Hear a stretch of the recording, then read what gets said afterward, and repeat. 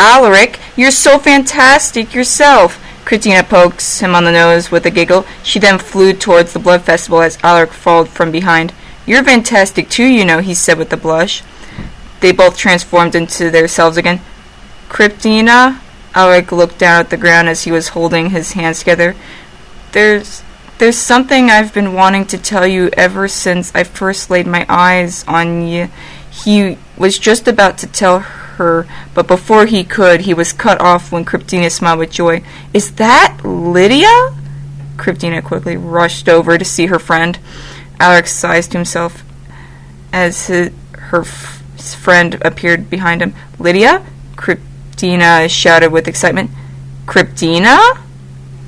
Lydia looked at her with surprise, lifting a brow. What are you doing here? I came with a friend, Christina said with a smile, reaching out her hand to Alaric. He and I have been spending a lot of time together. She flickers her eyes as she crossed her arms, looking at Alaric with a smile. I see, Lydia said with a grin. So why are you here? Christina leans in with a smile. My little mosquito! There you are! Klaus flies in and transforms into himself. He was dressed in a black tuxedo. He was holding 8 red roses in his hands.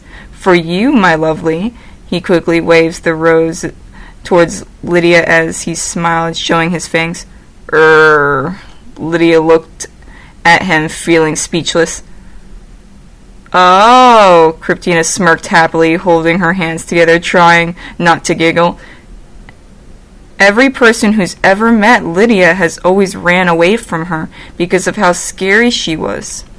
Never before has she ever seen Lydia with another boy. Lydia's never even made it this far before. Christina would hope to see Lydia finally get a special someone. Klaus? Alaric stepped towards him with a hug. It's so good to see you. You too. That moment suddenly ended when Klaus turned to see a boat ride leading into the dark. Hey, look! It's the Lover's Lane! Klaus jumps up and down. He turns to Lydia with a smirk, holding his hands together. Wait, is this that underground boat ride in the dark? Lydia asked, pointing at him. The really dark, Klaus leans in with a smirk, flickering his eyes. Give you any hints? He leans in again, opening and closing his mouth as he smirked at her, still holding his hands together. Yeah! Lydia held her hands together, giving him a wicked smirk. No one will see me push you overboard. Let's go! She quickly grabs him by the hand and heads over to the Lover's Lane. Christina turns to Alaric. Come on, Alaric. Christina grabs his hand. Let's go on the Ferris wheel. She points at the wheel. She quickly rushed over to the wheel as she's still holding Alaric's hand, causing him to follow her. Their friends looked at one another. So, what do we do now? Duke asked as they stood there cluelessly. I think we can do whatever we want, Henderson said, watching Christina and Alaric head towards the wheel. I guess it's okay to have some fun once in a while. Thorn rested her finger on her lips. But we will need to head back to the castle before dawn, Thorn said. She turned to see her favorite game. The dart game? She smiled with excitement, heading towards the booth. Whatever we want? Duke stood there with Henderson. Whatever we want? They both smiled, showing their fangs. Whatever we want! Whatever we want! They both began to shout with excitement. Christina and Alaric both sat down as the Ferris wheel began to run.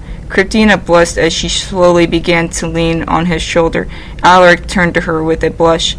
They both were very close together as the stars and the moon began to sparkle in the sky. Alaric and Christina walked together in Shadow Forest as they gazed into each other's eyes, blushing at one another. That moment soon ended when they heard a voice up ahead of them. They both clearly heard it was only 2 men talking to one another. Christina and Alaric both hid in the bushes. The men were sitting down on a log. They were wearing long blue pants with long buckles that go over their shoulders. Their shirts were white. They wore brown sun hats and they had long gray beards. Hey, Wouldn't you say if someone got bitten, wouldn't they turn too? One of the men asked. The other man looked at him with confusion. What are you talking about? Bitten by what? One of the men took out a mug and a glass of milk. He poured it into the mug. You know, say if someone got bitten by one of those half people, half bat creatures of the night. Vampires! He shouted, taking out his mug and pouring milk into it. Oh, stop it! The other man giggled as he tapped him with his mug, causing his milk to spill a bit. Alaric was watching the men with Kryptina until he smiled as he noticed 2 cockroaches running around the ground next to the 2 men. Kryptina noticed her crossbow and her wooden stake was in the basket next to the 2 men. She crept under their cart, trying not to make a sound. She slowly reached for her crossbow, but before she could grab it, she felt someone grab her hand. Kryptina turned to see it was Alaric, narrowing his eyes at her as if she was threatening him. Those cockroaches are mine. I won't go after that. I need my crossbow back. Kryptina opened her hand for a second. Okay, fine, but those cockroaches are mine. Alaric took his hand off of her arm, slowly heading towards one side of the cart. Just then, the cart tilted to the other side. Oh, did you see that? One of the men cried as he immediately got up with shock. The other one turned to the left side of the cart. Huh? Alaric crept on the other side of the cart and quickly grabbed the 2 cockroaches. Just then, the cart landed on the right side as Alaric quickly leaped over the cart and landed on the other side. Oh, this forest is so haunted! One of the men cried, resting his hands on his cheeks for a second. Just then, the cart tilts onto the left side again. Ah! One of the men screamed as Kryptina crept on the right side, and she quickly grabbed her crossbow and snuck under the cart. There's someone in there! The 2 men looked under the curtains to see there was no one under the cart. Alaric and Kryptina both rushed back into Shadow Forest, giggling with one another. They both transformed into bats and flew up the big tree. They both transformed back into their selves. They nearly almost caught us, Kryptina giggled, holding a bottle of milk and her crossbow. She put the crossbow on her back. No one can catch me, human girl. Alaric took out an empty bottle and dropped it on top of a trap, causing it to shut. Alaric, your parents. What if... Kryptina was cut off by Alaric. No! Alaric stood up and crossed his arms at her. No one can catch my parents. He sat back down and closed his eyes for a few seconds. He then transformed into a bat and swung upside down on a tree branch. I'm sorry. How long have they been gone? Kryptina looked towards the city, swinging her feet back and forth. Since Alaric looked away with wonder, he turns to her. They'll be back soon. They promised. He rested his hands on his shoulders with worry.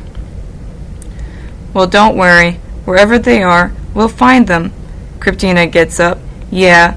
Alaric joyfully jumps up. There's more of us now. He smiles towards her. Tell you what, meet me at this same tree tomorrow, and I'll bring you some more roaches. She transformed into a bat and swings upside down on the branch. You promise? Alaric sits down, waiting for her to answer him.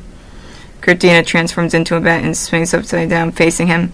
They both gaze into each other's eyes, causing their cheeks to turn pink. I promise. They both touch noses. Kryptina flies towards the city while Alaric smiles, watching her leave. He then fades into the fog of the forest. Kryptina headed towards her house, and she landed on the roof. She remembered that she left her window open with the curtains on the side. She was just about to enter her bedroom, but before she could, she suddenly sniffed the air, and she sensed a strange smell in the air. Kryptina looked towards Van Helsing's castle to see a long brown scent in the air. Kryptina wanted to head back inside, but she could sense that the sun will be up soon. She knew she would have to make it quick. Kryptina transformed into a bat. She kept on flying and following the scent until suddenly her shoulder hit the side of someone's house. She almost fell, but before she did, she swung back up and continued flying again. The lights suddenly turned on. She then noticed a human looking right at her from the other side of the window. The vampire! The lady cried. Kryptina quickly turned around and quickly flew away. Just then, Kryptina could hear the sounds of other people screaming, "Vampire! Vampire! Vampire!" Anastasia opened her window with her eyes widened with fear as if she saw a werewolf. "Oh my God!" she cried, resting her hands on her cheeks. Kryptina was about ready to enter the castle, but before she did, she noticed something came flying right under her. She noticed it was a wooden stake. Someone must have been trying to shoot her. She turned to see it was her brother Chester from far away. He was wearing a hat, his armor, he had garlic, his crossbow, and a bunch of wooden stakes with him. Chester narrowed his eyes with frustration as Kryptina flew away and entered the castle. Kryptina quickly entered the castle and transformed back into herself. She then sensed that strange scent, and she looked up to see that same long brown scent in the air. That scent! I knew it! She tried to follow it as she heard a group of vampire hunters cry, "Vampire in the castle! Don't let it get away!" Kryptina quickly rushed up the stairs and cartwheeled into another room, and she hid behind the door. "Do you see it?" one of the vampire hunters cried as they ran past the room she was in. Kryptina sighed with relief until she suddenly heard a soft voice calling her. Girl, come here."